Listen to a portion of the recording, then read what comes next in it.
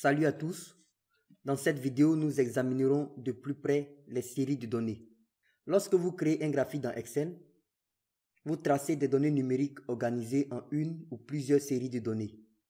Une série de données est juste un nom de fantaisie pour une collection de valeurs faisant partie de la même ligne ou la même colonne. Par exemple, ces données montrent les ventes mensuelles des produits. Produit 1, produit 2, produit 3 et produit 4 pour un magasin pendant 3 mois. Si je crée un graphique avec le raccourci Alt F1, avec les options par défaut, nous obtenons un graphique avec 3 séries de données, une pour chaque mois. Dans ce graphique, les séries de données proviennent des colonnes et chaque colonne contient 4 valeurs, une pour chaque produit. Notez qu'Excel a utilisé les en-têtes de colonnes pour nommer chaque série de données et que ces noms correspondent aux éléments de la légende. Vous pouvez vérifier et modifier les séries de données à tout moment en faisant un clic droit sur le graphique et vous cliquez sur Sélectionner des données. Sur la fenêtre Sélectionner la source de données, les séries de données sont affichées à gauche.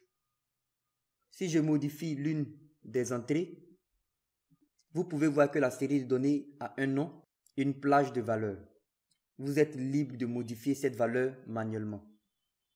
Alors, quelles sont les valeurs affichées à droite de la fenêtre Sélectionner la source de données? Ce sont les étiquettes d'axe. Dans ce cas, les étiquettes de l'axe horizontal ou abscisse, comme vous pouvez le voir sur le graphique. En bref, ce graphique extrait les noms des séries de données des colonnes et les étiquettes des axes des lignes.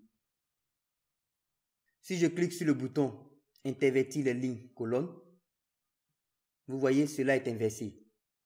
Les séries de données proviennent maintenant des lignes et les étiquettes de l'axe horizontal des colonnes. Encore une fois, notez que la légende contient les noms des séries de données. Enfin, je tiens à souligner que lorsque vous sélectionnez une série de données, la formule apparaît dans la barre de formule. Cette formule est basée sur la fonction série qui prend 4 arguments.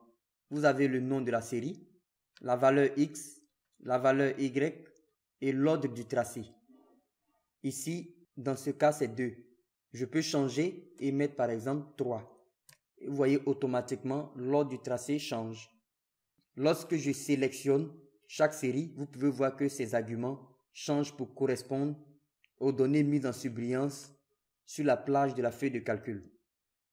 Et comme je l'ai dit, vous pouvez modifier l'ordre de tracé. Par exemple, dans ce cas, je peux mettre 1 et automatiquement, vous voyez l'impact. Excel trace automatiquement en tenant compte du nouvel ordre de tracé. Merci et restez connectés pour les prochaines leçons.